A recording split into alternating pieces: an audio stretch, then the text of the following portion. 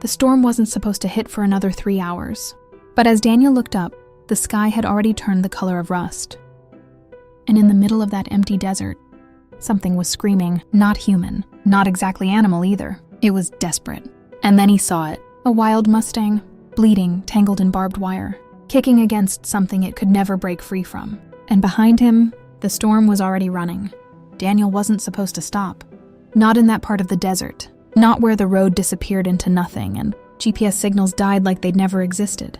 He was just passing through, a solo traveler, chasing silence, trying to outrun a life that had quietly fallen apart.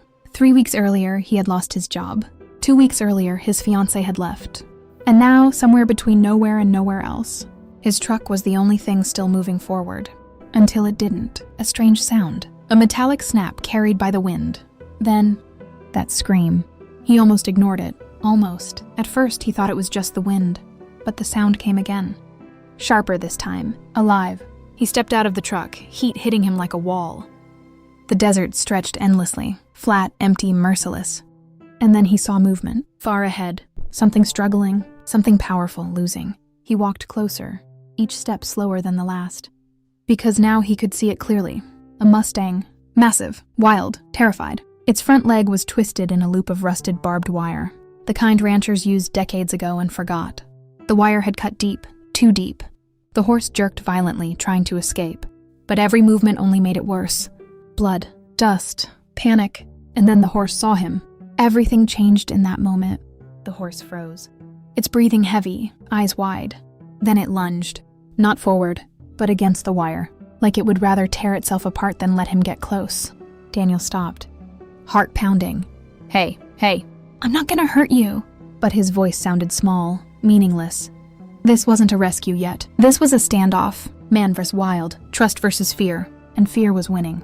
Then the wind shifted. Daniel turned his head, and his stomach dropped. The horizon was gone. In its place, a wall of dust, a desert storm, and it was coming fast. Too fast. He checked his watch. This wasn't supposed to happen yet. Nothing about this was supposed to happen. He looked back at the horse. Then at his truck. Then back at the horse. If he left now, he could outrun the storm. If he stayed, he might not make it out. He whispered to himself, "Not your problem." But the horse screamed again. And something inside him snapped. Because 3 weeks ago, someone had walked away from him when things got difficult. 2 weeks ago, someone had decided he wasn't worth staying for. And now, here was a creature fighting alone, losing. He couldn't walk away again. Not this time. Daniel ran back to his truck, grabbing the only thing that might work.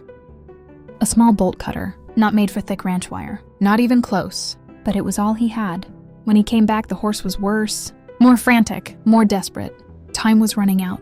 The storm was louder now, closer. The ground itself starting to tremble under the wind. He moved slowly, step by step.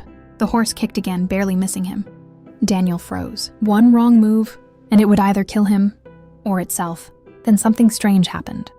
The horse stopped, just for a second, its chest heaving, eyes locked on his. Not wild anymore, not completely, just exhausted, broken. And in that moment, it lowered its head.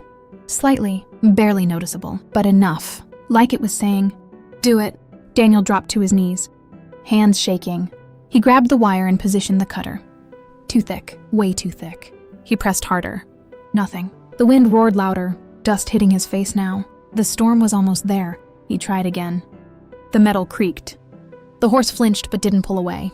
Again. And then, snap, one strand broke. But it wasn't enough. Not yet. The storm hit, hard. Visibility gone, sand tearing through the air like knives. Daniel could barely see his own hands. But he didn't stop. He couldn't. Another cut, another strain. And finally, the last piece snapped. The horse stumbled back, free. But it didn't run. Not immediately. For one strange, impossible second, it just stood there, looking at him, through the storm. Then, it turned and vanished into the dust. Gone, like it had never been there. Daniel barely made it back to his truck. The storm swallowed everything. For hours he sat there, alone, listening to the wind scream across the desert, wondering if any of that had been real, or just something his broken mind needed to believe. 3 months later, he came back. Not because he had to, but because something about that moment wouldn't let him go. The desert looked the same, empty, silent, like it held no memory of what had happened. Until he heard hooves. Not one, many. A herd. Wild Mustangs moving across the horizon like ghosts.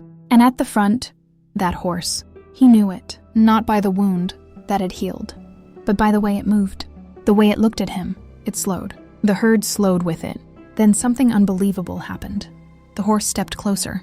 Not afraid, not aggressive, calm, aware. It stopped just a few feet away, close enough that Daniel could hear its breath. Close enough that he realized. It remembered. No dramatic moment. No cinematic music. Just silence. Recognition. Then the horse turned and walked away. The herd followed. But not before one last look. Like a quiet acknowledgement. Not of debt, not of gratitude, but of something rarer. Understanding. And in a place where nothing was supposed to matter. For one brief moment, it did.